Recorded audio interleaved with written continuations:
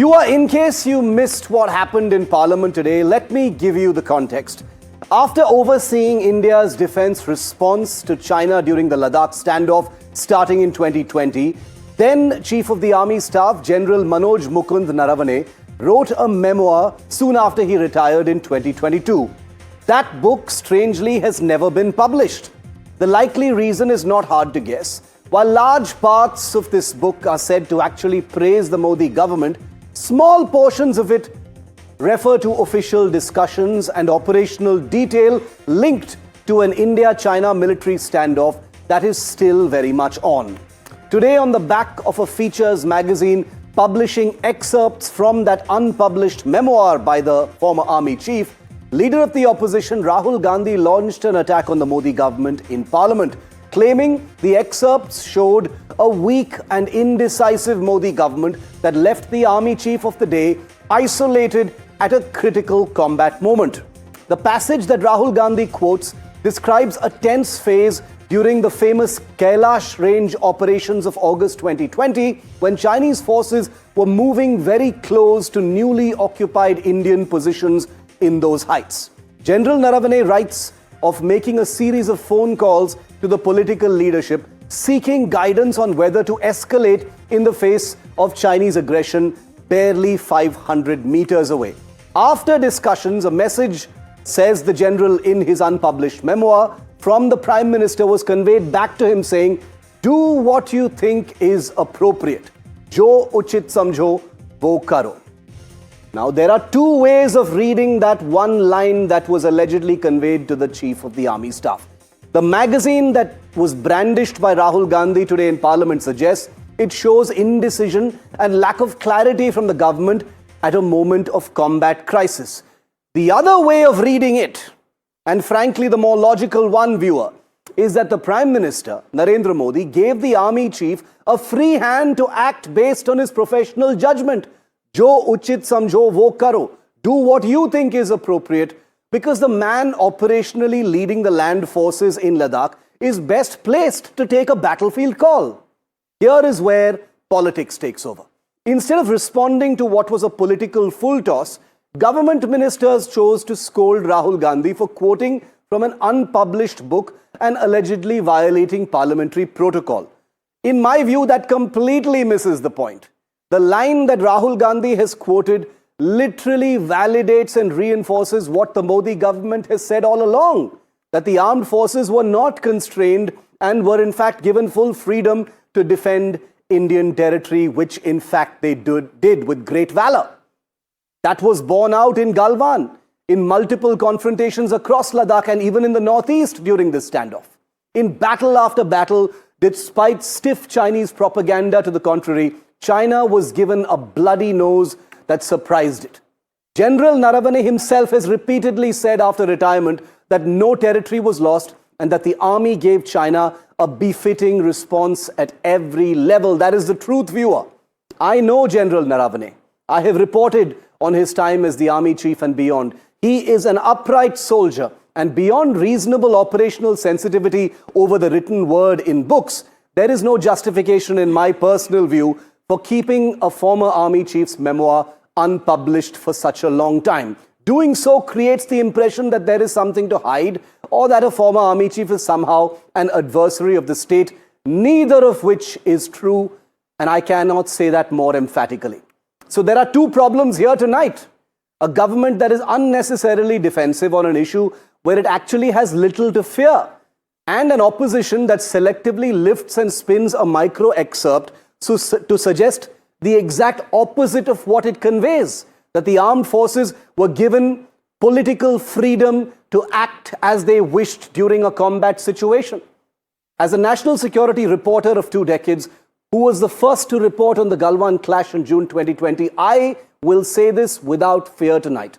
I am actually glad Parliament today was noisy over national defense, even if politically charged. The government must stop being skittish about scrutiny.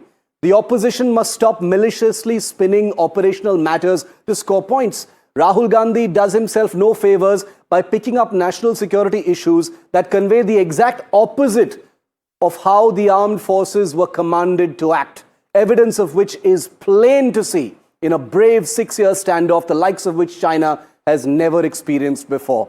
And the government does itself no favors by being insecure about the unpublished memoir of a former army chief. The India-China standoff is still on and will enter its 6th year in May this year. China is not Pakistan, viewer.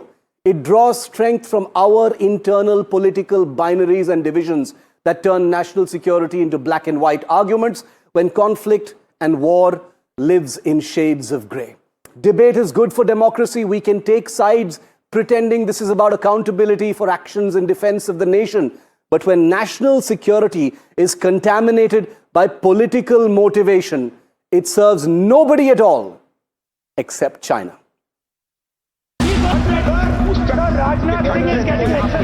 Rahul Gandhi versus the government, a fiery showdown in Parliament.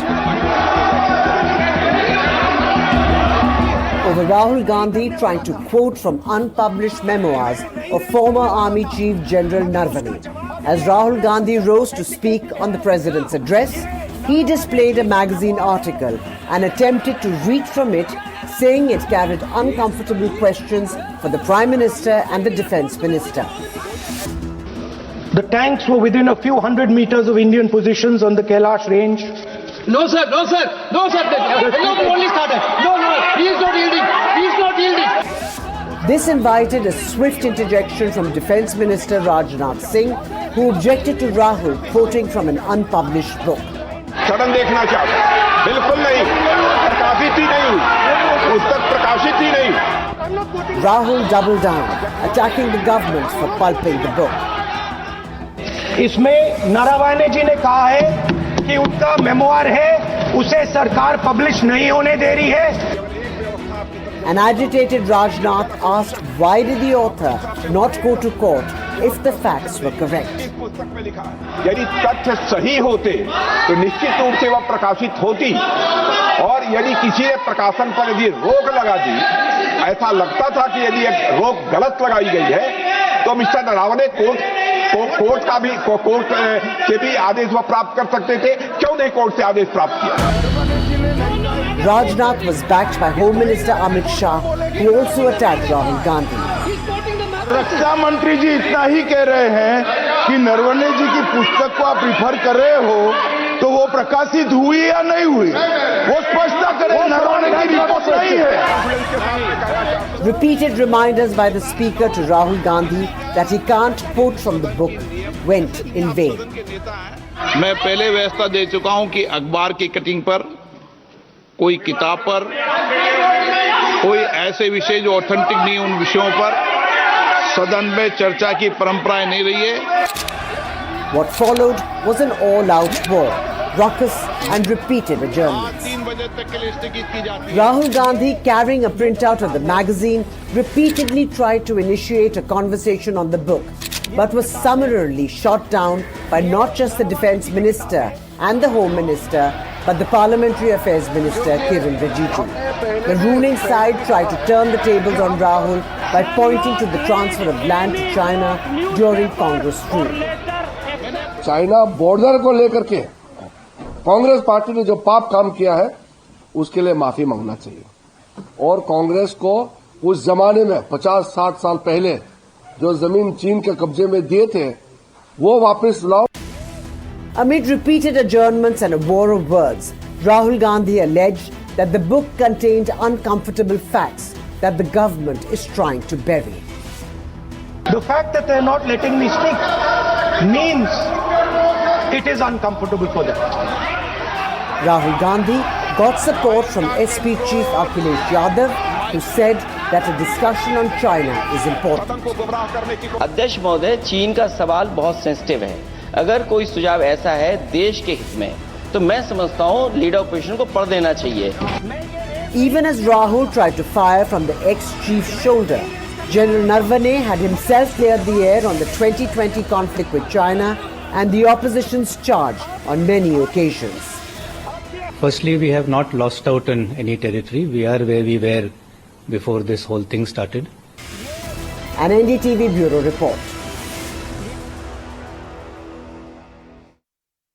Now, the BJP's own skittish response to Rahul Gandhi is a side issue in my view. The nub of the issue tonight is that Rahul Gandhi has quoted an excerpt from an unpublished memoir by a recently retired army chief that actually validates the fact that the Indian armed forces were given complete freedom to do what they felt was appropriate against the Chinese during the standoff in Ladakh, and that is precisely what they did. A part of me as a national security reporter is perplexed that this is even a political issue. Joining me live tonight, Pradeep Bhandari, national spokesperson of the ruling BJP, Dr. Anand Ranganathan, best-selling author, commentator, Swati Chaturvedi, senior journalist and columnist, Sanjay, political analyst, formerly with the Congress party. Welcome to you all. Thank you for your time tonight on India Matters. Dr. Ranganathan, I'll kick it off with you. I've set the stage for this debate. I've told everyone what I think about it. I am confused. I am frankly confused tonight, Anand, about how jo uchit samjho wo karo can be interpreted as lack of clarity. To me, it's exactly the opposite. A prime minister telling his chief of army staff, do what you think is appropriate, in my mind as a national security reporter, is basically saying, you're the guy in charge. You have the training to take these decisions. I'm standing behind you. Go out and do as you wish. And that's what he did. Good evening, Shiv, and good evening to my fellow panelists. No, that is exactly why the Congress is outraged, because when the Congress was in power, the Congress Prime Minister never told the army or the military, do whatever you want to do. You remember in the wake of 26/11? Look, no, but the issue is not, Shiv, that Rahul Gandhi may have actually violated the Official Secrets Act by making public a document currently being vetted by the Defense Ministry. The issue is also not that not once has any serving officer, leave alone the chief, said that India has lost an inch of territory under the Modi government. It is also not about the government not allowing, as you said, military info to be made public. Remember, the Congress did not make public the Henderson Brooks report in India-China war for 50 years. The BJP, in fact, demanded its publishing. But the moment BJP came to power in 2014, the BJP itself hasn't made it public. No, I think the issue is that the Congress's idea of Indian geography is geography dictated by foreign cartographers. As like the Congress's idea of Indian foreign policy is Indian policy dictated by foreigners. Right from the time when Dr. Ambedkar resigned from the Nehru cabinet in 1951, warning that under Nehru, India was being made to champion China's cause and that its suicidal foreign policy would lead to ruination of India, to Congress's presiding over the loss of Aksai Chin and nonchalantly claiming not a blade of grass grows there, to Nehru thoughtlessly taking Kashmir to the UN against Sardar Patel's counsel, to Nehru rejecting the King of Nepal's offer to merge Nepal with India, to Nehru declining Oman's offer of Godar port, to Nehru giving up on Coco Islands, to Nehru rebuffing an offer of India to be a permanent member of UN Security Council and advocating China should become one, to Nehru being the root cause of Kachativu as well. It was he who said in 1961, I quote, I attach no importance to this little island and I have no hesitation of giving up our claims to it, unquote. The dutiful daughter then carried out Nehru's unfinished bill in 1974. The island was signed away. Look, it is not about the fact that Nehru or Indira or Rajiv, what they did. But talk about contemporary times. The same Rahul who today accuses Modi of selling India out, the same Rahul was tight-lipped when China occupied 640 square kilometers of eastern Ladakh during the UPA, a fact reiterated by UPA's own foreign secretary, the news broken by you. Yep. Who knows? Perhaps calling for the breakup of Ladakh was an obligation on part of Congress's in that MOU that it signed with the Communist Party of China back in 2008. The same Rahul was tight-lipped when China managed to make 600 incursions into the Indian side between 2010 and 2013, including in 2013 when the Chinese entered 28 kilometers deep into our territory at Dapsang, including on June 17, 2013 when the Chinese transgressed deep into Chumar, an incursion the UPA did not disclose for 3 weeks for fear of anger, forcing cancellation of minister's visit. The same Rahul remained silent at our capitulation at the Sharm el-Sheikh agreement under UPA, where we allowed the insinuation that we were fomenting trouble in Balochistan. Worse, Air Chief Dhanoa is on record saying that the Indian Air Force wanted to bomb terror hideouts in Pakistan in the wake of 26/11 but was forbidden to do so by Manmohan Singh. Kashmir, Ladakh, Coco, Kachativu, these were the pearls in the necklace that adorned the dynast's neck. Small mercy, the entire necklace hasn't been taken off and gifted away, but who knows? It just might. If the Congress returns to power, it is up to Modi 4.0 to stop that. You know, the sad part about all this and all the facts that Anand has just listed out would make for a fascinating national security discussion combined with historical fact. But Pradeep, in Parliament and outside now, this is not a national security debate. The Prime Minister is being called a darpok. He is being called Surrender Modi again. You know, there is no part of this that is left any space for a national security debate, which I would otherwise, and I'm sure Anand would also welcome in Parliament. Pradeep. Well, Shiv, let me set this very emphatically at the outset, that it's very, very clear that Rahul Gandhi has always stood with the enemy and the adversary. And I will begin my argument by just quoting the General MM Naravane, and I quote, "Not an inch of land lost, we are where we are before, that's the army chief." Quote, "Since 1979, for the first time, China got a befitting response to its tactics of acting as a bully with neighbors." This is publicly available statements, and NDTV has also reported it. Despite knowing these publicly available statements, if Rahul Gandhi selectively tries to shoot from the gun of the former army chief, this questions the intent of Rahul Gandhi. Because recall what happened during Doklam. He secretly tried to meet the Chinese ambassador. The details of the meeting are still not known. Recall when the Indian forces gave a befitting reply to the Chinese, it was Rahul saying, Rahul said, and I quote Rahul Gandhi, that Indian soldiers were beaten by the Chinese, whereas the truth was contrary, and it was also reported by various journals, including an Australian press, which said that the Indian soldiers gave a befitting reply to the Chinese. So when everybody globally has a consensus that India gave a befitting reply to its adversary, whether it is China or whether it is Pakistan, even in Operation Sindoor you saw Rahul Gandhi was asking Hindustan ke kitne jets gire. The point, we are neither cagey about the discussion, neither, in fact, we welcome the discussion.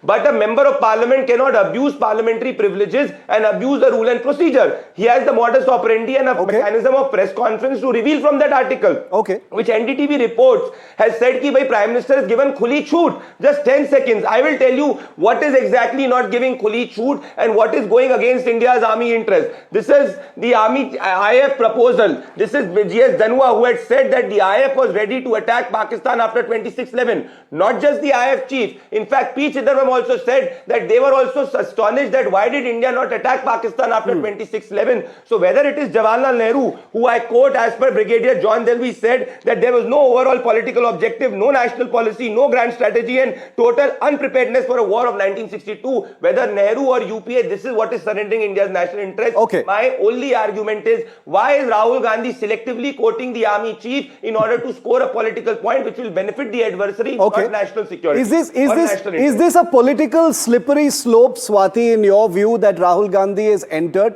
The BJP says they welcome a debate on these issues, but it has already become political. It's a bit of a slippery slope when the track record is the way it already is. And the choice of excerpt quoted by Rahul Gandhi, seems to fly in the face of the reality. Even General Naravane is on record to say we've lost no territory, a befitting response was given, etc. Where do you stand on this, Swati? Well, Shiv, first of all, you gave a very nuanced overview of the whole thing. I agree with you a lot. Now, as far as Rahul Gandhi is concerned, he looks at Parliament as enemy territory. He approaches it like a gorilla. He rushes in, tries to act against enemy action and rushes out. According to Rahul Gandhi, there's nothing the government can do right, and according to the government, more importantly, there's nothing that Rahul Gandhi can do right. Now, for today, for instance, now first of all, I think this book should be allowed. We've had a book on Kargil by a former army chief. We've had a book on even Operation Sindoor by Tiny Dillon. So I don't quite understand why the government is not allowing this book to be published. Having said that, the fact that what Rahul Gandhi imagined he did in Parliament, he didn't do. I mean, actually, in my opinion, what he quoted from a particular magazine actually buttresses the fact that his whole Surrender Modi narrative on this is wrong. So, I don't think it was quite the PR triumph that Rahul Gandhi imagined. I don't understand why this government is so stubborn. They could have allowed a discussion. They could have allowed Rahul Gandhi to maybe, say, he can also in Parliament say that he's, saying the content of the excerpt he read out was kosher. But they didn't do that. The government, I think, has today actually scored a self-goal by not allowing Rahul Gandhi to speak. Sanjay? Shiv, give me equal amount of time. Yes, I never interrupt. Yeah. So here is my first point. I think Swati is wrong. I have read the entire excerpt of the book itself, and it actually makes Narendra Modi look extremely weak, insipid, and shall we call it uninspiring political leader. The build-up is that there were several calls made to Ajit Doval, to Jaishankar, to Rajnath Singh, and to all of them said they are waiting for some action from the command. And that command we all know is Modi.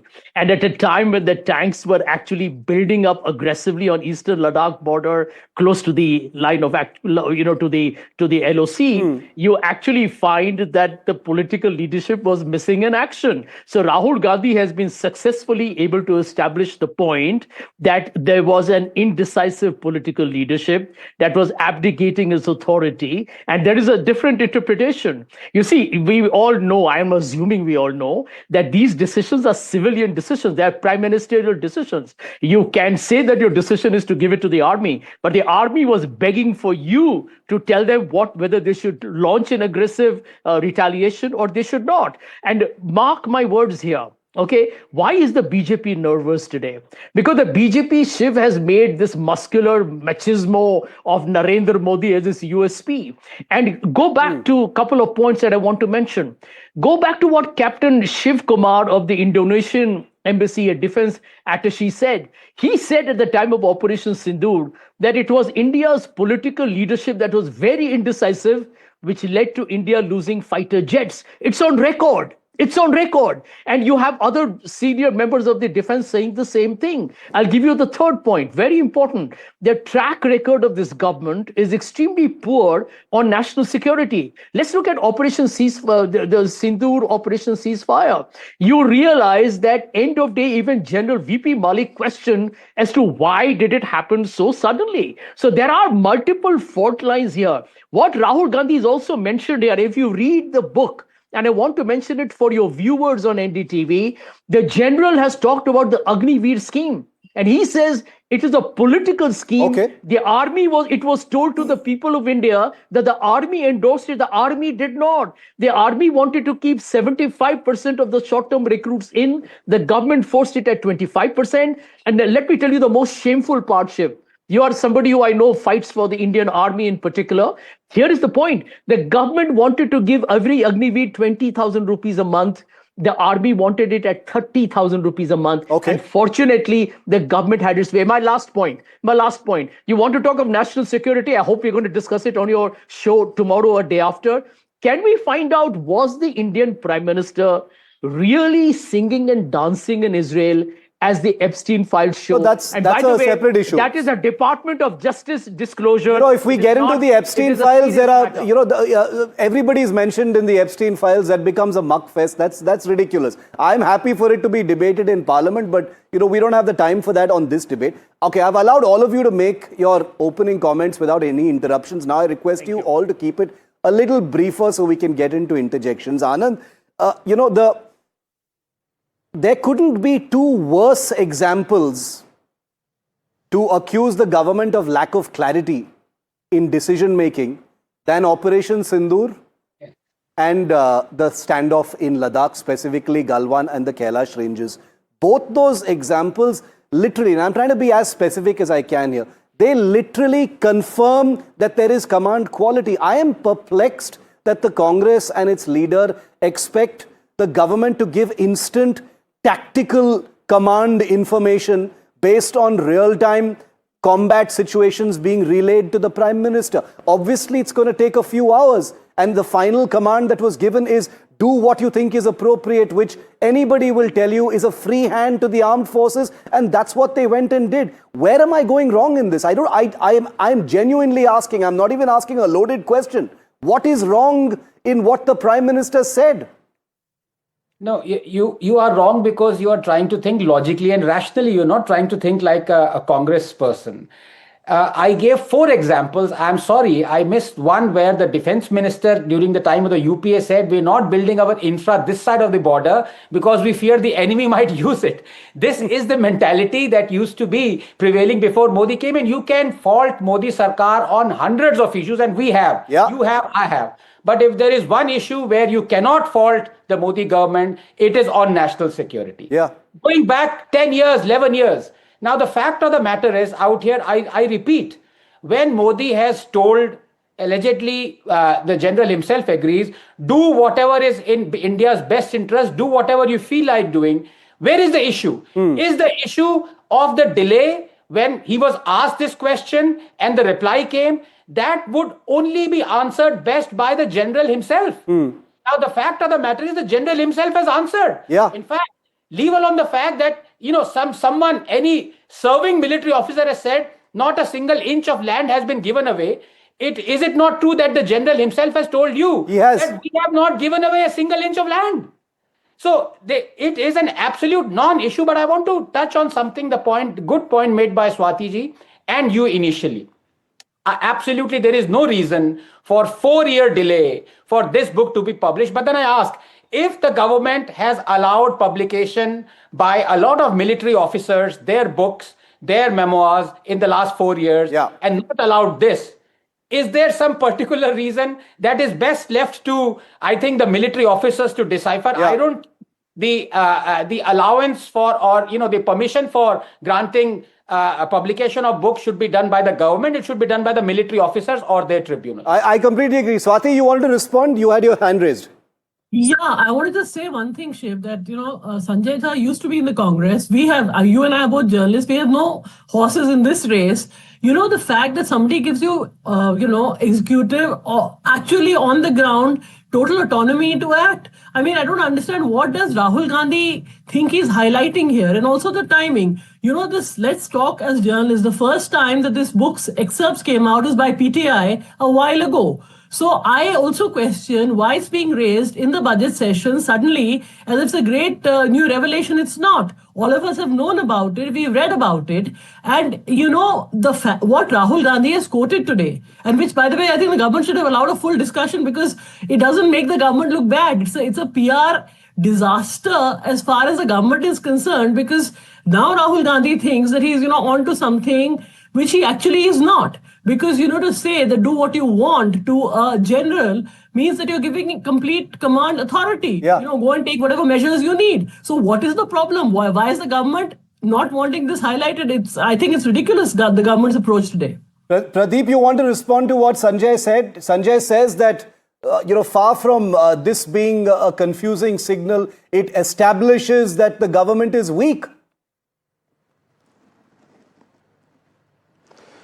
Well, I cannot explain Sanjay because Sanjay's heart definitely is not in national interest. I can only do maximum and again requote what General MM Naravane has said publicly, and in fact NDTV itself has reported that how General MM Naravane has said that not an inch of land was lost. And I understand that what is Sanjay's problem, because Sanjay used to, during Jawaharlal Nehru and Exai Chin, 37,000 square kilometers was lost, how Chumartia Prangnam Valley, 250 kilometers was lost, or even in the time of UPA where there was no surgical strike. In fact, after 26/11, the Congress party chose to restrict the army not to do a surgical strike. So the Congress is used to terrorists attacking India and India not giving a befitting reply. And this is not new, Shiv. He was saying that Operation Sindoor was a failure. This is the statement of IAF chief, and I quote, there was absolute political will, there were no restrictions. In fact, apart from Rahul Gandhi, nobody in the world questioned Operation Sindoor's success of Indian army. In fact, Rahul Gandhi was the only person who asked Hindustan ke kitne jet gire. Can on this panel have you seen any congressman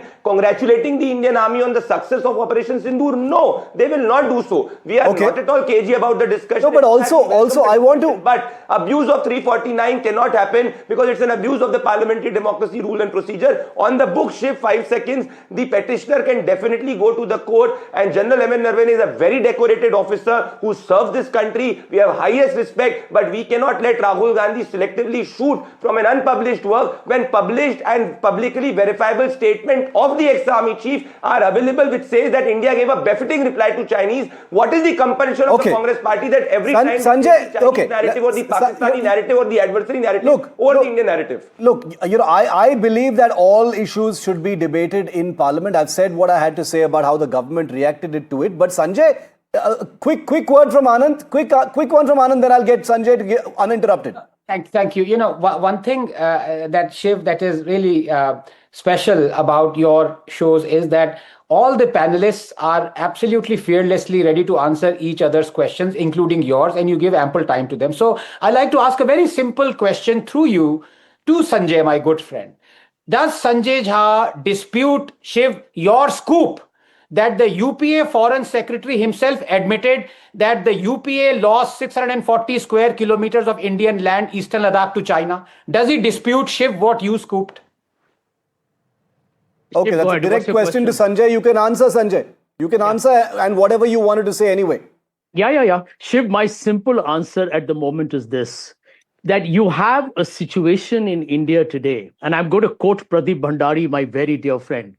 What did he say? He said General Naravane is a decorated soldier who fought for India, led India's defense forces, and was an exemplary leader for the entire military.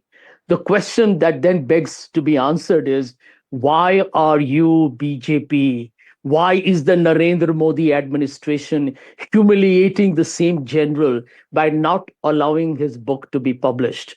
If he is quoted here that General Naravane actually praised the Modi administration, then why is he so nervous and scared? Ladies and gentlemen watching the NDTV program, ask yourself this question. Why is Pradeep Bhandari, why is the Narendra Modi government scared of this book being published? Okay, and one last point. Let Pradeep answer that, then you can ask the next question. Yeah. Let Pradeep answer that. Pradeep, answer. No, I'm just laughing at Sanjay because, my dear friend Sanjay, I will advise you. You are a great man. You are a man with so much wisdom. That's why you are in the Congress party. Why do not you approach the court and ask for the publish of the book? Well, who's stopping you? We are not at all cagey. But this is a decision which has been taken by officials involving and consulting the serving military officials and the serving defense official. It's not a political decision, my dear friend. And this is where you have issues. You do not respect professional decisions. But my argument is the following. If you believe General MM Naravane, Mr. Sanjay Jha, so do you agree with him that not an inch of land was lost to the Chinese? If yes, will you ask and give a call to Rahul Gandhi to apologize to the people of the country for selectively quoting and in fact abusing parliamentary privilege to misquote the former army chief? My simple answer to Pradeep, you did not answer my question actually, is that we hear all voices from different defense experts, veterans, and we assimilate all of them. My question to you, though, my dear friend, you're not asking, you're not answering a simple question. One minute, Mr. Bhandari. I know why you are nervous, because end of day, your entire I'm not nervous. You're not answering whether what he said publicly is wrong or true.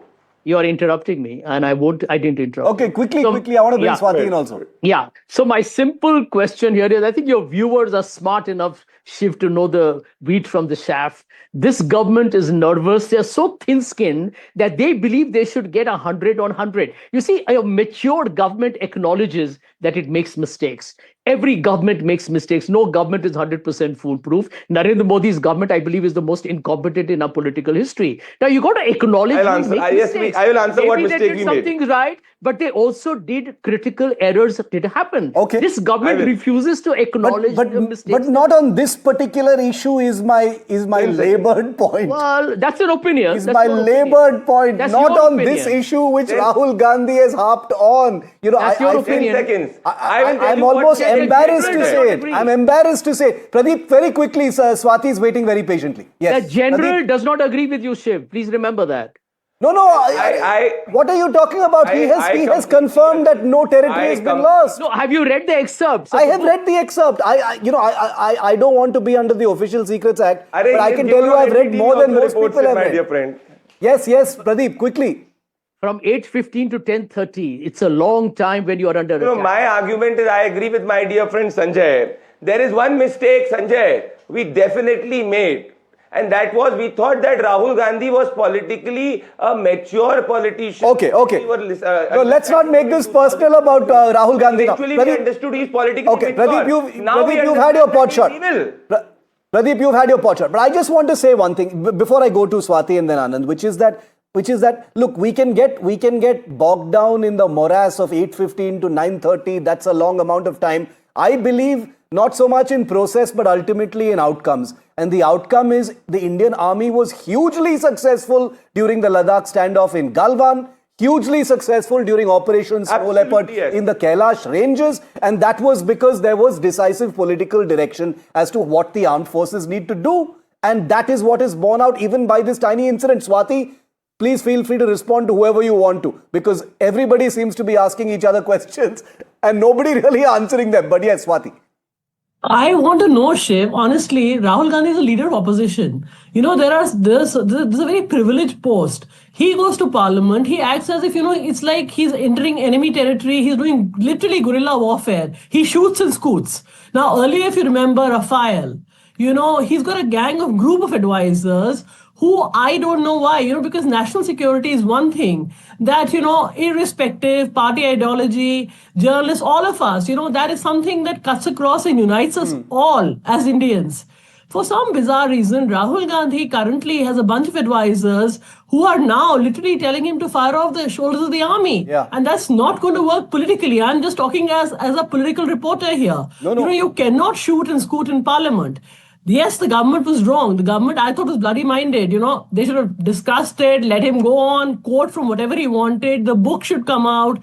But, Rahul Gandhi's political missteps are really, really mounting up. No, not just missteps. Even if we remove the whole morality part of raising these big issues that deserve to be debated, and I agree with Rahul Gandhi there, there's also a question of political prudence. Rahul is looking for some kind of a knockout blow against the Modi government on an issue of national security, for God's sake. Territory where they are strongest, and choosing examples where literally the opposite of what he's trying to convey is the actual fact. And I'm a reporter. You know me as being unbiased. I reported on both Operation Sindoor as well as the standoff from Ladakh. And I can tell you that there was clear directive for how the armed forces should have acted. Anand, you wanted to come in.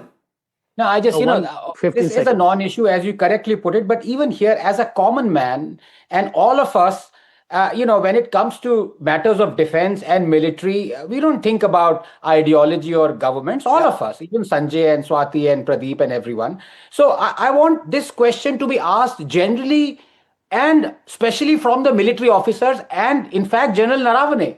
Does he think that the time that was taken once the question was asked what to be done and when it was answered is an appropriate amount of time? Should it be less, or was it appropriate? I think this question going forward should be answered.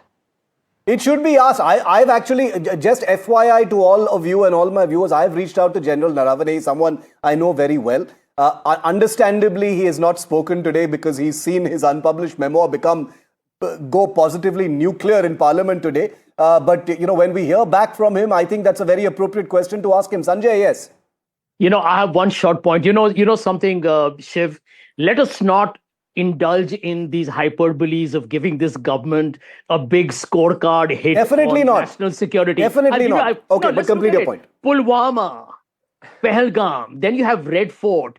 They have failed. All you have heard from this government is what I would call is nothing but huge rhetoric. And end of day, frankly speaking, everyone who's practical knows that cross-border terrorism is not going to come to an end with just bombastic speeches. Yeah. It's a long war. That's a long battle. But the way this government exploits the armed forces for political purposes, that I think is extremely shameful. When I came back after covering Operation Sindoor, I was in Kashmir for 21 days. I did a piece called My 12 Lessons from Operation Sindoor and Kashmir.